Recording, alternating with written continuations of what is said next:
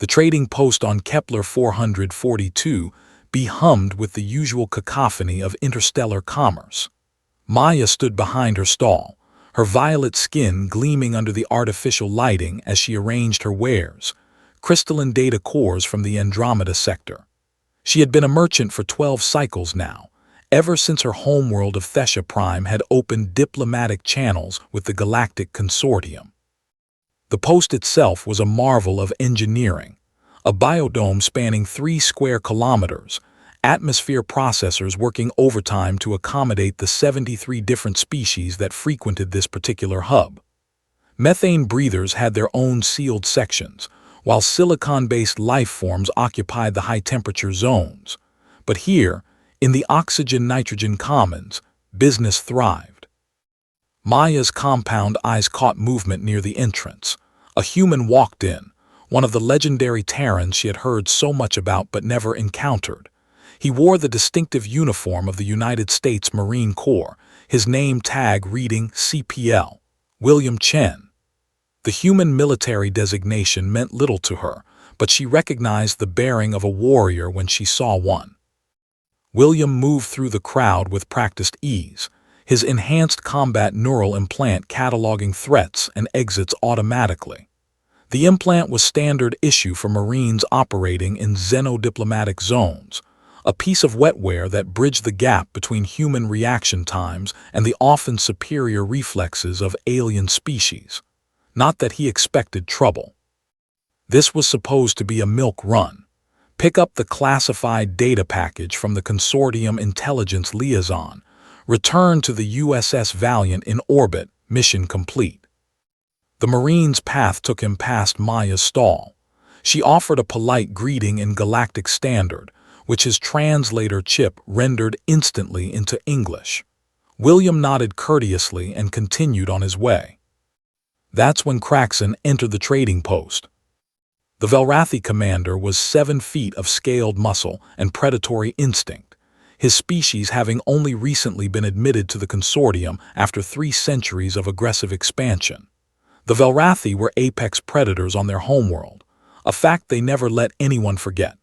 Kraxon's ceremonial battle armor clinked as he moved, each piece inscribed with kill markings from campaigns across a dozen systems. Maya felt her secondary heart skip when she saw him. The Velrathi had a reputation for violence, barely contained by consortium law. She had heard stories of their treatment of lesser species, which, in their view, meant everyone except themselves. Kraxon's predatory gaze swept the commons and locked onto William. The human was smaller, frailer-looking compared to the Velrathi's imposing frame, an easy target for establishing dominance. William was examining a holographic star chart when he felt the ground vibrate.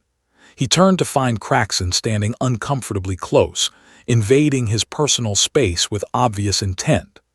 The Marine's implant immediately began feeding him tactical data, threat assessment, vulnerable points, environmental variables.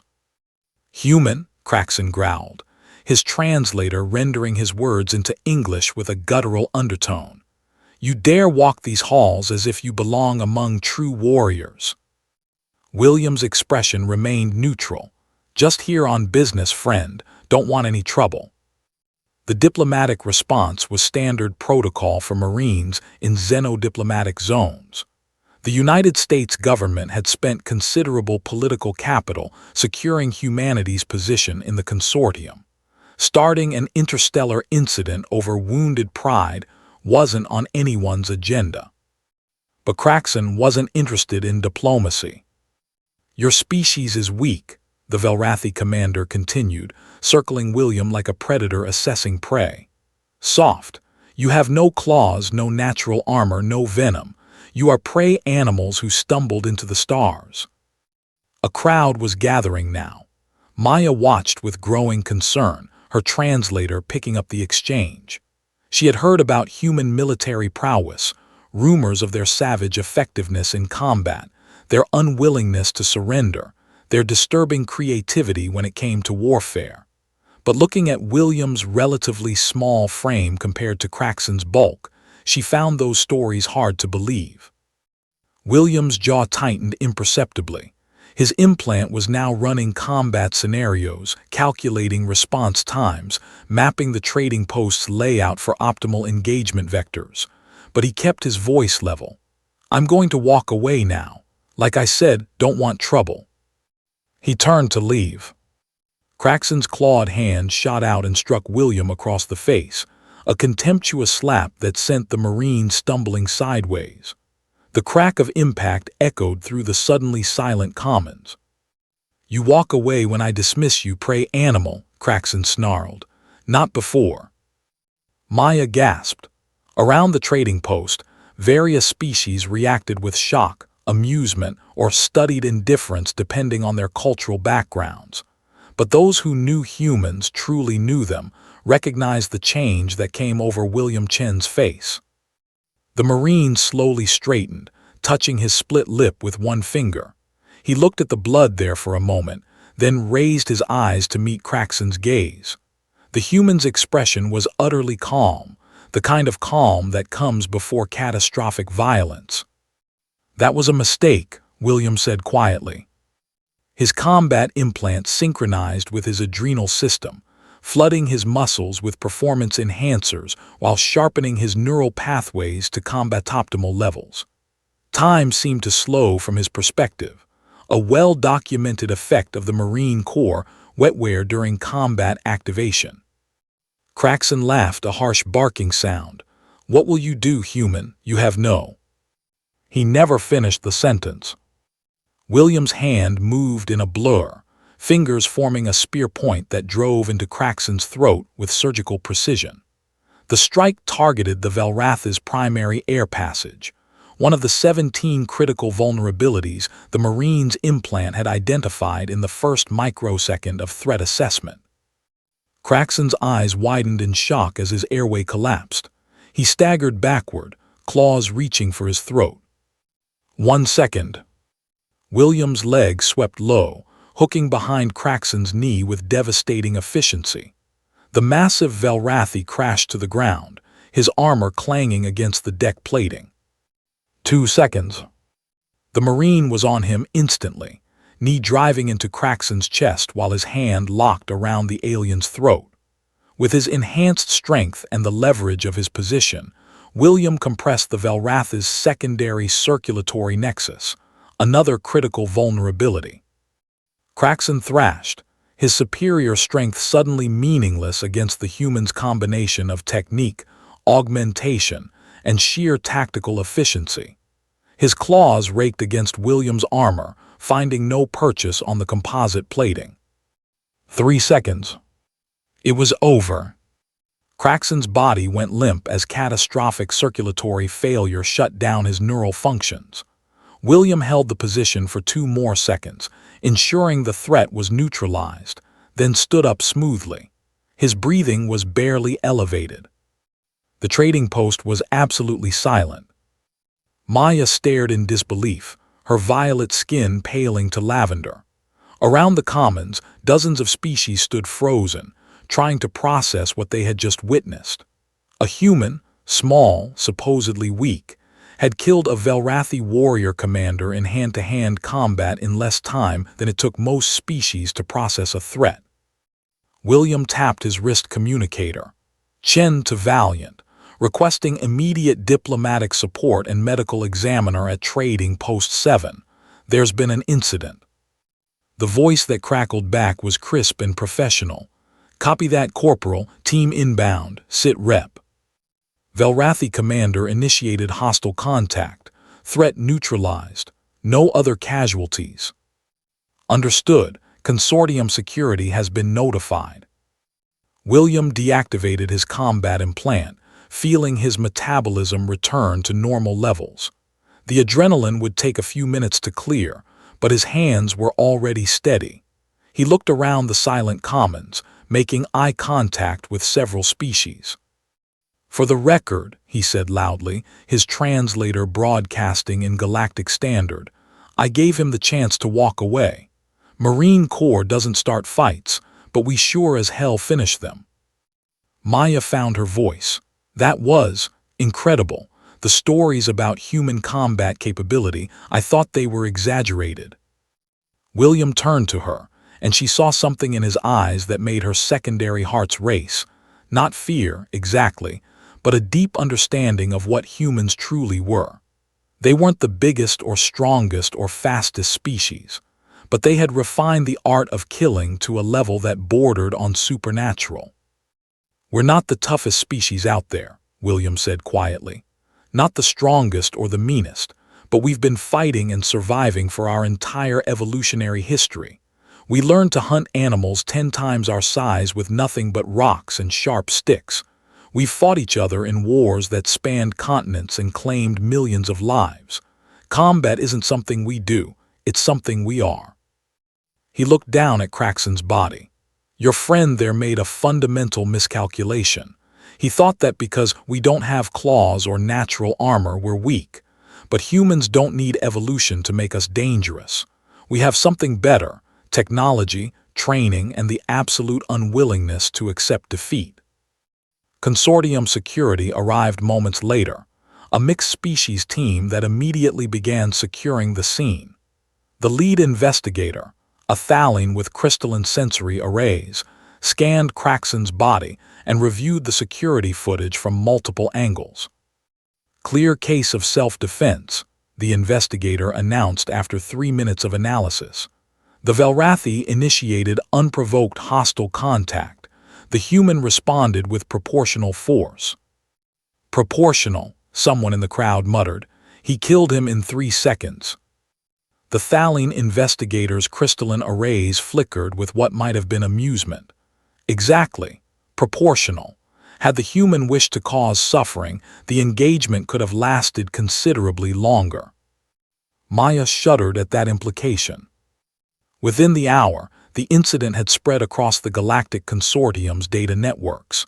Video footage of the engagement was analyzed frame by military tacticians from 100 worlds. The conclusion was universal: humanity's combat effectiveness had been grossly underestimated. The Velrathi High Command issued a formal apology to the United States and the Consortium, quietly shelving their plans for territorial expansion into human-adjacent sectors. Other aggressive species in the Consortium suddenly found reasons to be more diplomatic in their interactions with Terran representatives. As for William, he collected his classified data package and returned to the Valiant without further incident. The whole affair went into his service record as a footnote: diplomatic incident, resolved favorably. But for Maya and the thousands of beings who witnessed what happened that day, the lesson was clear. Humans might not look like apex predators, but appearances could be deceiving. They had clawed their way to the top of their world's food chain through intelligence, adaptability, and an almost frightening capacity for violence when necessary. The Velrathi had learned that lesson the hard way. Elsa's secondary eyes dilated in horror as the scanners painted an impossible signature across her display. The bridge of the Calthrine merchant vessel Whisper of Tides fell silent, save for the rhythmic pulse of the warning beacon. "That can't be right," her navigator chittered, mandibles clicking nervously. "Run the scan again." But Elsa knew better.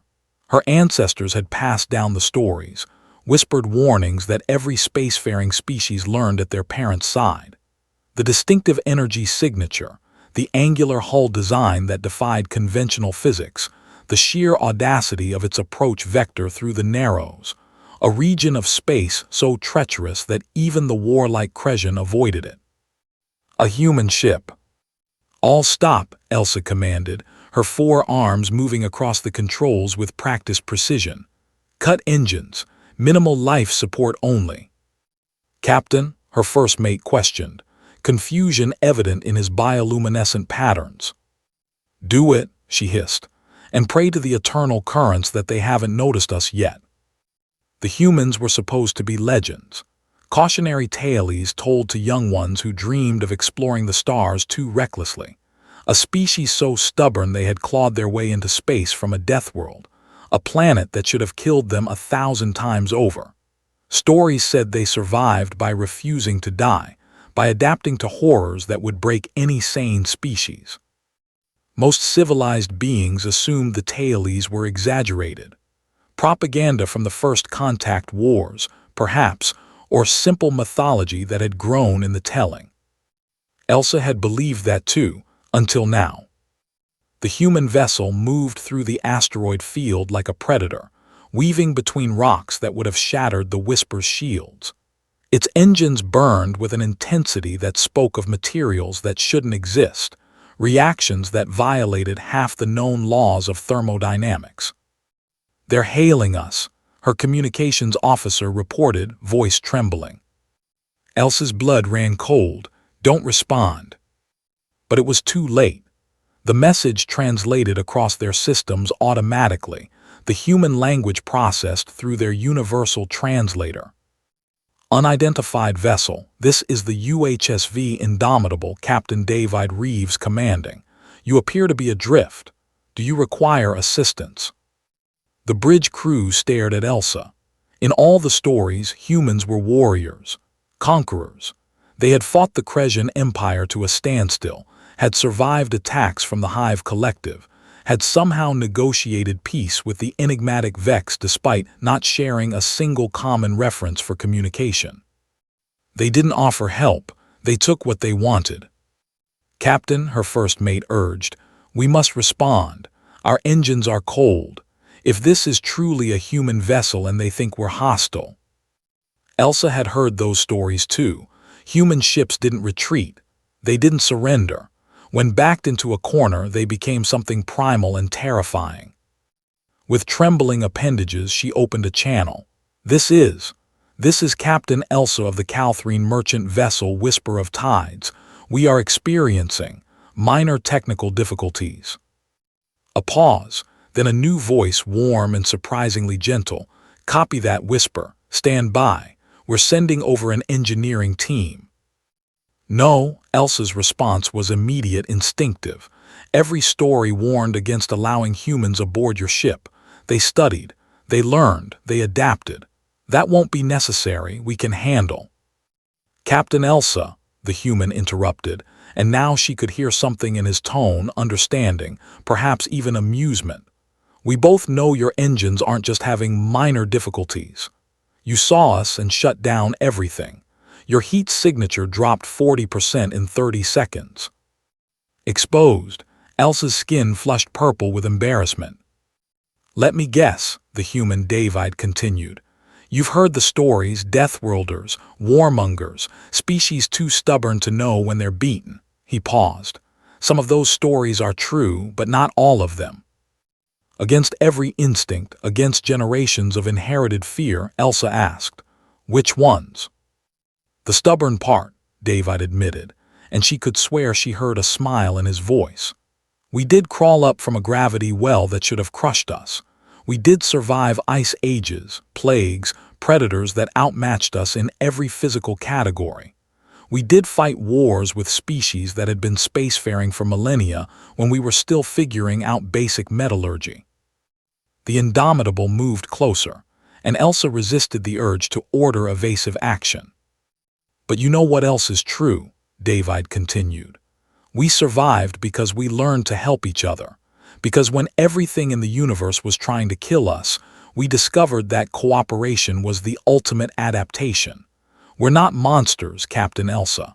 We're just very, very determined survivors who remember what it's like to be afraid." A small shuttle detached from the human ship, approaching slowly, deliberately non-threatening. "Your coolant system is failing," David said matter-of-factly. "You've got maybe 2 hours before it cascades. We carry spare parts compatible with Calthrine systems. We'll fix it, refuse payment, and be on our way. All we ask is that maybe, just maybe, you remember that humans can be more than the scary stories." Elsa watched the shuttle approach, her heart, all 3 of them, pounding in synchronized terror and curiosity. Perhaps, she thought, it was time for new stories. "Permission to dock," she said quietly, "granted." When the human engineering team came aboard, led by a woman who couldn't have been more than half Elsa's height, but who moved with the confidence of someone who had stared down the universe and won, They worked with efficiency and surprising gentleness. They fixed the coolant system, replaced 3 burnt-out regulators, and even optimized the Whisper's power distribution. David Reeves never came aboard, but before the Indomitable jumped away into the darkness, one final message arrived. Safe travels, Captain Elsa, and next time you see a human ship, maybe don't freeze. We're honestly pretty friendly once you get to know us. Elsa watched the impossible vessel disappear into FTL, leaving only a fading energy signature and a new story, one she would tell differently than her ancestors had told theirs. The humans were real, and they were far more terrifying than the legends suggested. Because they were kind. And the rest of the galaxy took note.